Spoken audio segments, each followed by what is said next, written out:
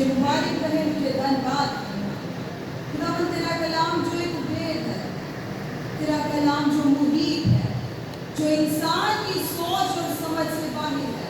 جب تک خداوند خدا تو اپنے لوگوں کو نہ سکھائے، جب تک تیرا پاک روح خداوند خدا مدد نہ کرے، انسان تیرے بھید کو جان نہیں سکتا. اے خدا قدوس، خدا سالوس، میں منت کرتی ہوں آج کا کلام تیرے لوگوں کے لیے باعث برکت ہو. خداوند خدا میں پڑھے گئے کلام پر تیری خاص برکت چاہتی ہوں. خداوند خدا میں اپنے آپ کو، اپنی کمزوریوں کو بھی تیرے ہاتھوں میں دیتی ہوں. مجھے سر سے پاؤں تک اپنے پاک روح کے کنٹرول میں لے. نگہبانی فرما کہ حالات کی کوئی یکسوئی دے. بولنے والی میں نہیں بلکہ تیرا پاک روح. یسوع مسیح کے فتح میں تھا. آمین. ظہورات الہی، اس لفظ سے بہت سے لوگ واقف ہوں گے، اور خدا کے کلام کو پڑھنے والے اور خدا کے کلام کو سمجھنے والے اور سننے والے لوگ ایسے ناموں سے، ایسی ٹرمز سے بخوبی واقف ہیں. ظہور الہی، ظہورات، خدا کا اپنے آپ کو ظاہر کرنا، یہ عہد قدیم میں، پرانے عہد نامے میں بارہا ہوتا رہا ہے. خدا اپنا ظہور انسان پر ظاہر کرتا رہا ہے. ابراہیم پر انسانی صورت میں، موسیٰ پر جلتی جھاڑی کی صورت میں، اور بھی بہت جگہوں پر مقدسین پر انبیاء کرام پر یہ ظہورات ہوتے تھے. لیکن یہ ظہورات مختصر وقت کے لیے ہوتے تھے، تھوڑی دیر کے لیے ہوتے تھے. ان کا دورانیہ بہت لمبا نہیں ہوتا. اس کو ویژن آف گاڈ بھی کہا جاتا ہے، الہی ظہور. اور الہی ظہور کو مکاشفہ بھی کہا جاتا ہے. انگلش میں اس کو ریولیشن کہا جاتا ہے. اور مکاشفہ جو ہے، اس کا مطلب ہے بھید سے پردہ ہٹانا. الہی بھید سے، الہی ذات سے پردہ ہٹانا. اب ریولیشن، مکاشفہ جو ہے، اس کی دو اقسام ہیں. نمبر 1 عام مکاشفہ، نمبر 2 خاص مکاشفہ. اب عام مکاشفہ کیا ہے؟ جو بچے میرے ساتھ بائبل اسٹڈی میں رہتے ہیں وہ ان چیزوں سے بخوبی واقف اور مجھے بڑی خوشی ہے. عام مکاشفہ جو ہے وہ آپ کی یہ کائنات ہے، زمین، آسمان، سورج، چاند، ستارے، درخت، پہاڑ، دریا، یہ سب عام مکاشفہ ہے.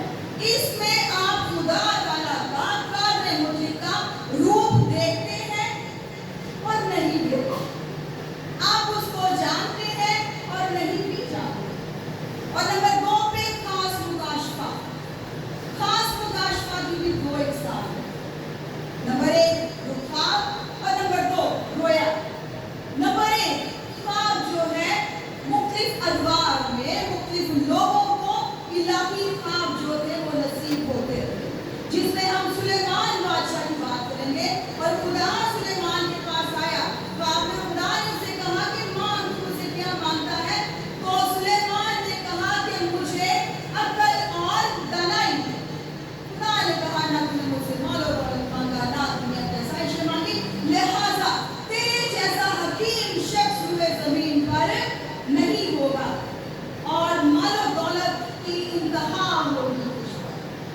یہی دیکھیں، آپ اسی کتاب پڑھیں، آپ کو پتا چلے گا کہ کس قدر اس کی زندگی میں روپے پیسے کی فراوانی تھی، حکمت اور دانش کی کمی نہیں تھی، کیونکہ خدا جو حکمت کا روح ہے خدا نے اس کو خود ہی دیا. یوسف کے خواب دیکھیں. اس کے علاوہ نئے عہد نامہ میں بھی ہم مقدسہ مریم کے شوہر یوسف کی بات کریں تو اس کو بھی خواب میں آگاہی ملی. اور بھی بڑے ہم خواب جو ہیں جو خدا کی طرف سے الہی خواب ہوتے ہیں وہ ہم ان کا بیان کرتے ہیں. اب خوابوں کی بھی پہچان ہونی چاہیے. خواب جب انسان کو آتے ہیں تو الہی خواب فرق ہے، انسانی خواب فرق ہے، شیطانی خواب فرق ہے. الہی خوابوں کا ایک وقت مقرر ہے، ایک خاص پاکیزہ وقت مقرر ہے، جس کو آپ سحری کا وقت کہتے ہیں، 3 4 5. اور عام خواب جو ہے اس میں آپ کی سوچیں شامل ہوتی ہیں، جو آپ سوچ वही आप ख्वाब में भी देखते हैं। और शैतानी ख्वाब वो होते हैं जो ख्वाब में आपको भटकाते हैं, आपके ख्यालात को भटकाते हैं, आपको बुरे बुरे और गंदे गलीज ख्वाब दिखाते हैं। इसका मतलब है कि आपकी सोचों पर इब्लीस का पहरा है, इसलिए आपकी सोचों को खुदा के हाथ में जरूर दिया है। और फिर बात आ जाती है रोया, विजन ऑफ गॉड, खुदा की रोया, अल्लाह की रोया, काज़िम मुर्दी की रोया।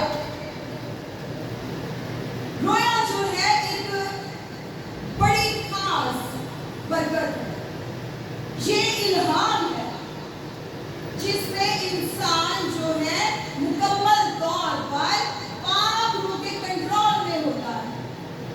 आप देखें जितने अंबिया कराम हैं जिन्होंने खुदा की रोया देखी, जिन्होंने काज़िम मुर्दी की रोया देखी, वो मुर्दा से गिर पड़ते थे, उनके बदनों में जान नहीं रहती थी। कईयों ने तो कहा कि मैंने काज़िम मुर्दी की रोया देखी, अब मैं जिंदा नहीं रह सकता। कईयों के घुटने जो थे आपस में बजने लगे, कईयों के बदन के अंदर जान में जान ना रही, और वो मुर्दा से होकर गिरे और आज उनको उठा खड़ा करता है, ऐ मर्दे खुदा उठ, कलाम में।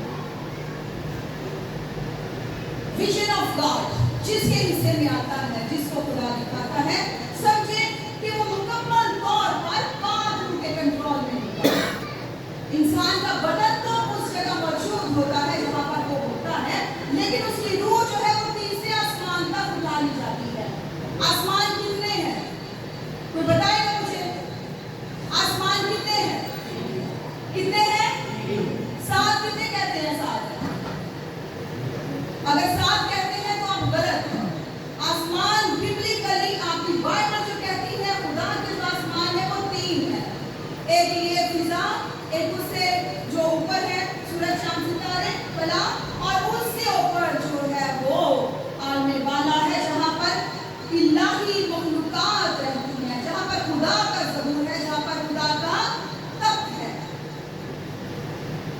जब इंसान रोया देखता है तो उसका अपने आप पर कंट्रोल नहीं है, वो मुकम्मल तौर पर पाक रूह के कंट्रोल में होता है।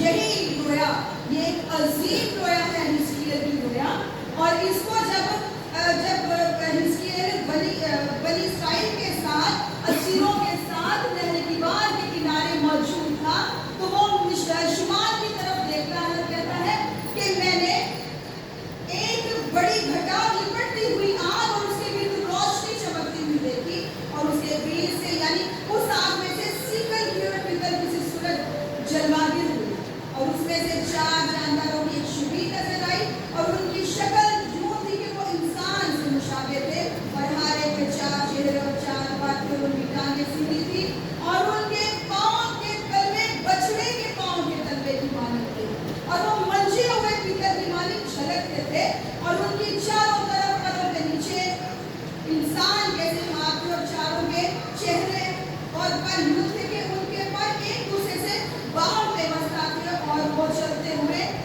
मुड़ते ना थे।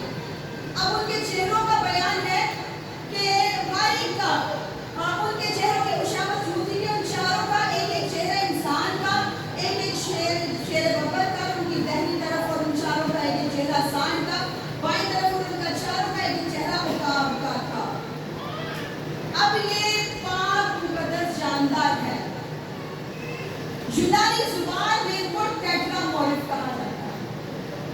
यूनानी जुबान में हम इसको टेट्रामोरिफ कहते हैं, और ये टेट्रामोरिफ क्या है, ये आपके यहाँ पर भी है। कभी अगर किसी ने गौर किया हो, क्या छत पर देखें, और हम एडर साहब के एडर जावेद साहब के शुक्र गुजार हैं जिन्होंने ये शिबी हाथ जो है हमारे लिए यहाँ पर बनवा कर लगवाई।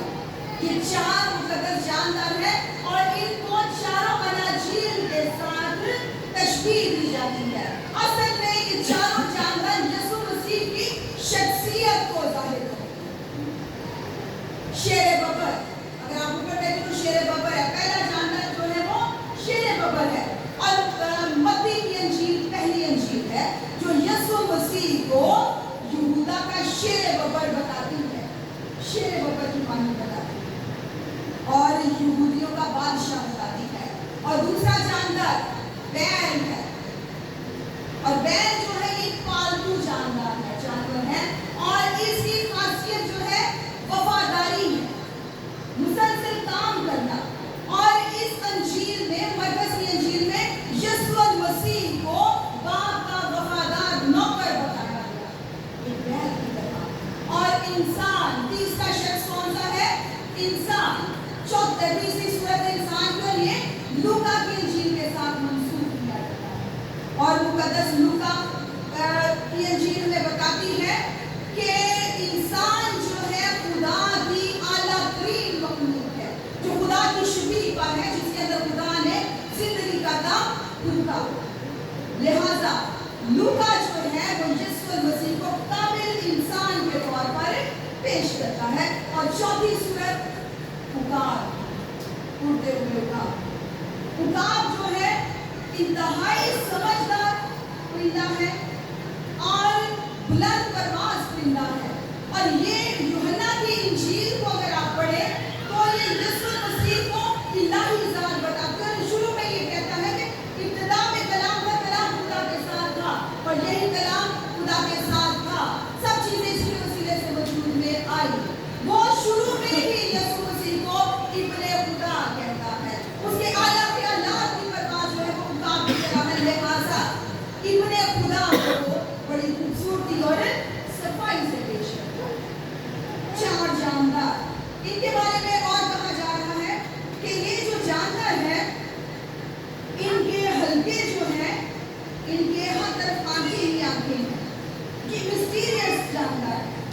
मैंने जैसे बताया कि टेक्सामोलिक, चार मुकद्दस जानवर ये खुदा के तख्त के सामने हर वक्त मौजूद होते हैं, वहां पर ही रहते हैं। और खुदा के तख्त का उड़ना जो है इन्हीं के साथ मंसूब किया जाता है। और लिखा है कि इनके हल्के, ये जो आपकी आंखें हल्के है ना, इसके अंदर आई बॉल्स है, ढेले हैं। तो ये